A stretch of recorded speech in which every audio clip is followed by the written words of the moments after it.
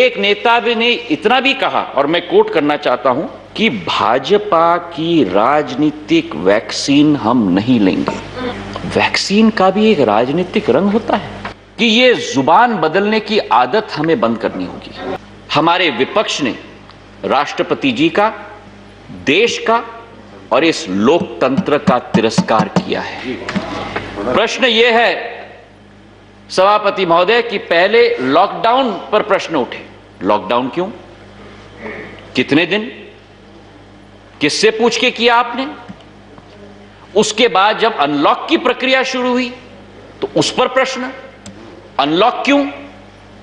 कब होगा? कैसे होगा? किससे पूछ के किया आपने? प्रश्न यह है कि हमारे कांग्रेस पार्टी के इस सदन के उपनेता श्री आनंद शर्मा जी ने स्वयं, जो गृह मंत्रालय के संसदीय समिति के अध्यक्ष हैं, उन्होंने स्वयं अपने रिपोर्ट में सरकार की सराहना की है, सरकार की प्रशंसा की है। और मैं दाद देता हूं उनको कि कोई तो है जो सही बोल रहा है। और मैं कोट करना चाहता हूं, उन्होंने कहा है कि the committee appreciates the efforts made by the government for the management of COVID-19 pandemic. The lockdown gave the country time to ramp up its public infrastructure, build the capacity of hospitals and health workers. Unquote. और इसके बाद भी हमारे कई प्रतिपक्ष के नेताओं ने वैक्सीन के आपातकालीन उपयोग पर प्रश्न उठाए। मैं पूछना चाहता हूं कि जब United states of America, United kingdom, रूस, चीन वैक्सीन के आपातकालीन उपयोग के लिए फेज 3 ट्रायल समाप्त होने के पहले अनुमति प्रदान कर सकते हैं, तो क्या हमारी सरकार देश की जनता की जान बचाने के लिए आपातकालीन परमिशन देश में क्यों नहीं दे सकती? प्रश्न यह है कि एक नेता ने इतना भी कहा, और मैं कोट करना चाहता हूं, कि भाजपा की राजनीतिक वैक्सीन हम नहीं लेंगे। वैक्सीन का भी एक राजनीतिक रंग होता है, स्वास्थ्य का भी एक राजनीतिक रंग होता है। मुझे तो आश्चर्य होता है। और इसके बाद कई विपक्ष के नेताओं ने कहा कि ठीक है, आपातकालीन उपयोग की अनुमति आपने प्रदान कर दी, लेकिन उसका क्रियान्वयन करने के लिए एक ढांचा हमारे देश में हमारे पास नहीं।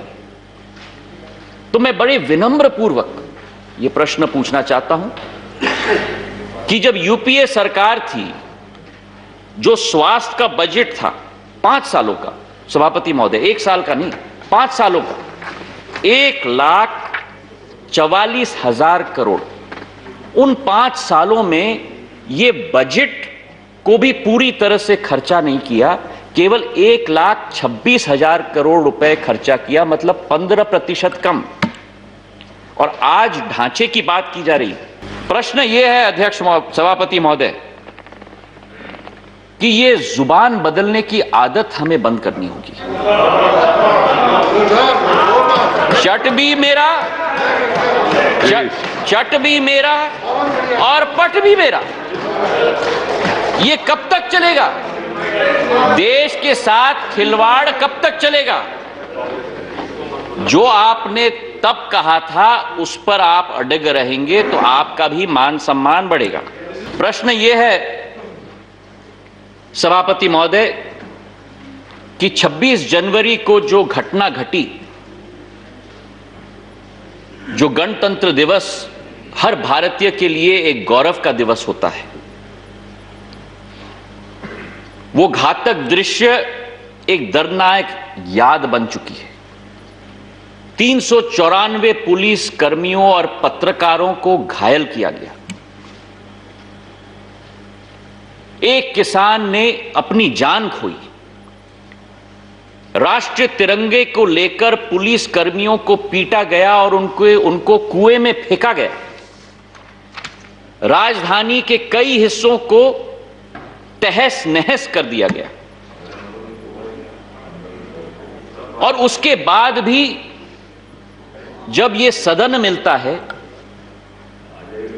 राष्ट्रपति अभिभाषण का बॉयकॉट करके सभापति महोदय,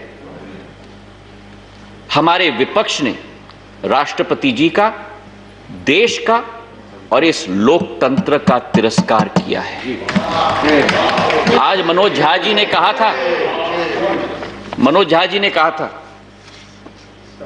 हमें सुनना भी होगा और सुनाना भी होगा। समझना भी होगा।